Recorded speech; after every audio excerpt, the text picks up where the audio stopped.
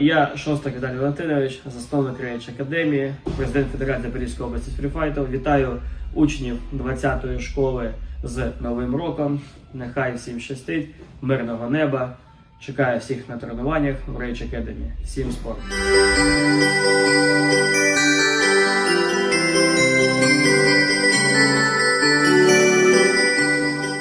Любі учні, вчителі, батьки Запорізької гімназії номер 20, колектив театру юного глядача вітаю вас з прийдешніми святами.